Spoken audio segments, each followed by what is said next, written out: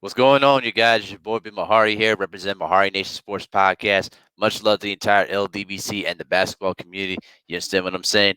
Don't miss basketball conversations every Friday night, 9 p.m. Central Time, where we discuss basketball related news, topics, debates, and historical content, and everything else in between in the world of basketball. You understand what I'm saying?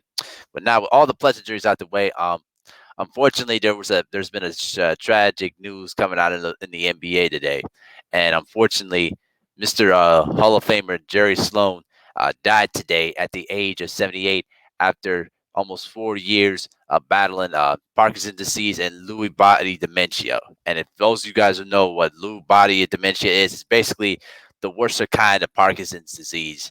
You know what I mean? And he's been battling that since April of 2016. And 4 days ago, there was a report that came out that Karl Malone pretty much told reporters that he's been not feeling, that he's not been doing well, and that his body really was deteriorating. And unfortunately, you know, the news came out today that he died, and it's really, really been a sad, sad season for the NBA. First, they lost Davis Stern, due to a brain hemorrhage, and then the tragic helicopter crash that took away Kobe Bryant and his daughter Gianna, and now the loss of a great man in Jerry Sloan. The great thing about what Jerry Sloan was that Jerry Sloan was one of the most hardworking coaches in the NBA, and was a gritty, coach and very passionate about coaching and about his players. When you look how he started in his career, um, majority of his career was with the Chicago Bulls.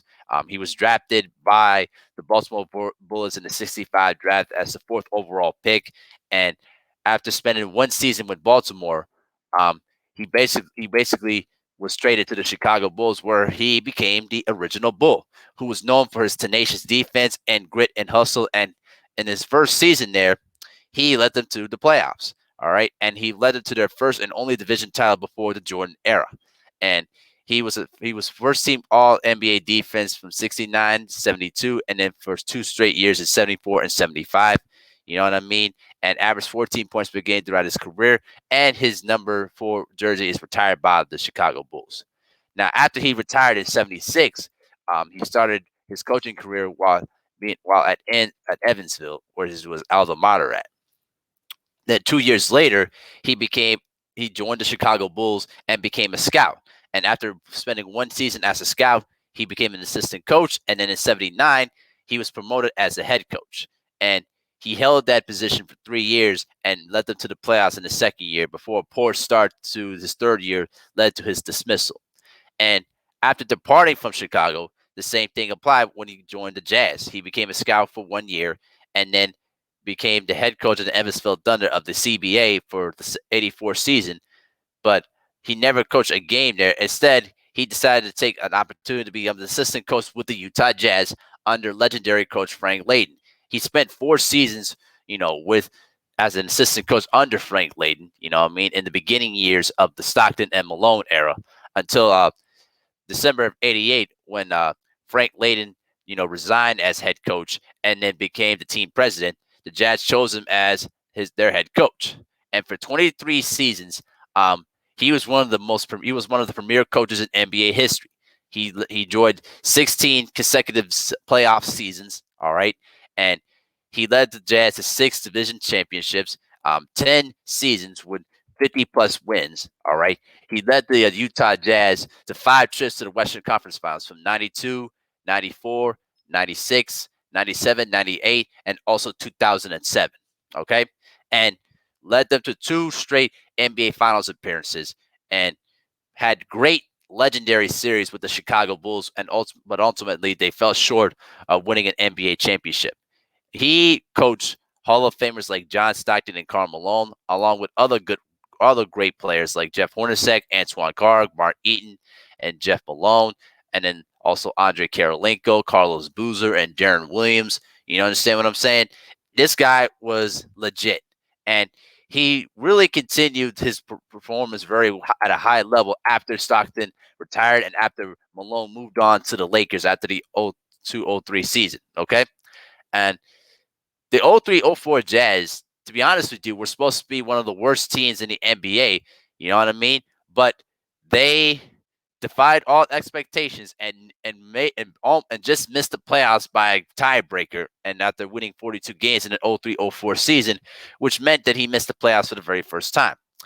Then in 2006, he led into his 1,000th victory. All right, he won 1,000 games throughout his career. All right, and pretty much he continued to hold on to the job until 2011 when he resigned as head coach. Now, he was married by his high school sweetheart Bobby Sloan, and she battled a 6-year uh, treatment with breast cancer until she died of pancreatic cancer in 2004. He had 3 children and was married to Bobby for 41 years. All right, and in 2006 he married another woman named Tammy uh, Jessahop in Salt Lake City, and also had a stepson through it. All right, and what I will miss about Jerry Sloan was that he was one of the most tenacious and one of the most passionate coaches, and very, very stubborn. But if you showed hard work and grit, he was always going to have your back no matter what. And as Phil Jackson said, he was stubborn. You had to be as a coach, but he had a system, and the system was effective. It's not easy to have a team in Utah. It's not the biggest draw in the country as far as free agents to go there, and they were able to have they were able to have a really great home record and played the kind of basketball that was admirable. So we have all admiration as coaches around the league. So as a colleague, we'll miss him. And also, Greg Popovich also credited Jerry Sloan as one of his main mentors during his time in the NBA when he was basically starting out as a head coach for the San Antonio Spurs, and then pretty much credited Sloan to his success even when they were winning championships in San Antonio. You know what I'm saying? Unfortunately, his health has been well chronicled. All right. He basically, as I told you guys earlier, he was battling, Parkinson's disease and Lou dementia, and those was 2 factors that led into his death of today. You know what I mean? And when you looked at Jerry Sloan's career in his hindsight, he spent his entire coaching career, 23 years of his coaching career, with one team, and he is fifth all time. He was the fifth coach in NBA history to reach 1,000 victories, and he's only one of 2 coaches in NBA history to record 1,000 victories with one team, which was the Jazz. And he is third all time in NBA wins as a career as a head coach. You know what I mean? And when John Stockton and Karl Malone are mentioned, people in Utah will always also never forget to allude Jerry Sloan as the coach that pretty much help retool those guys into the Hall of Famers that they became. You know what I mean? And the one thing I always remembered about Jerry Sloan is that he was always confrontational with the referees and always stood up for his players at every single game, because he always felt that if his players are battling on the court, that I have to stand by them and support them in the battle. You know what I mean? And I remember in 2003 in Sacramento where he basically pushed out referee Courtney Kirkland in a game there during the 02-03 season. You know what I mean? And got suspended at least 5 games for that. You know what I'm saying? But I really admired his tenacious character, and he's always was a stand-up guy. You know what I mean? He always believed in his players and treated them like they're his kids. You know what I mean? And it's been a terrible year for the NBA for the amount of people that we have lost this year, as I said before. But he's definitely going to be missed. You know what I mean? And certainly that his legacy in the NBA will never ever be forgotten. You know what I mean? But unfortunately, they won't be much of a much of a service right now because of the whole coronavirus pandemic. But right here on this channel, I have tip my hat to Jerry Sloan for all the memories and the great coaching you've done throughout your career. You know what I mean? And one little thing though too, I almost forgot to talk about the way that his coaching career ended in the 2010-2011 season. Jerry Sloan, its character was pretty much in the forefront when he resigned in 2011. Now, Darren Williams was their new point guard and was really one of the best point guards in the league during that 4.5 year stretch.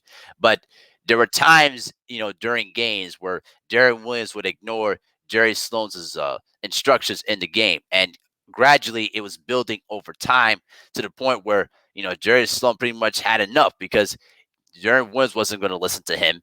And they try to categorically deny that there was a disagreement between those two players. But if you were in Utah and you knew the Jazz organization, you knew what was going on there, because Darren Williams wasn't listening to Sloan and wasn't taking his instructions, and pretty much was stubborn too.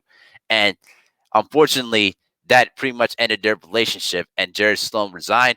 And then also afterwards, almost a week later, actually 2 weeks later, Darren Williams was traded to the Brooklyn Nets. And so, you know, it's unfortunate how things kind of ended, but at least years later, both Darren Williams and Jerry Sloan were able to talk it out, and were able to put their differences aside before it was too late. And if you guys read his post on Instagram, it was a very touching tribute by Darren Williams to do that. You know what I mean? And most certainly he brought the best out of his players. And to think, he spent 23 years with the Utah Jazz. Think about that for a moment. And to achieve 1,000 victories in a franchise where it's not the most popular place to go, to play basketball there. I mean, that is just commendable. And to lead him to 2 NBA Finals appearances. If Michael Jordan was not playing in that era of the 90s, the Jazz would have won at least 1 or 2 NBA championships, because they played a gritty style of basketball, and they always were tough minded defensively, and their offense went through the pick and roll sets with Karl Malone and John Stockton. You know what I mean? And that offensive system and their talents led all three of those men, both Sloan, Malone, and Stockton, into the Hall of Fame. You know what I mean? So I just wanted to give my tribute to Jerry Sloan for the great career that he had as a head coach, and certainly he will be missed. From most of the NBA community and for NBA fans, including myself. So I wanted to personally say thank you, Sloan. Thank you for the memories. Thank you for all the teachings that you brought us to the game of basketball, and your presence on the sideline will thoroughly be missed. Rest in peace, Jerry Sloan.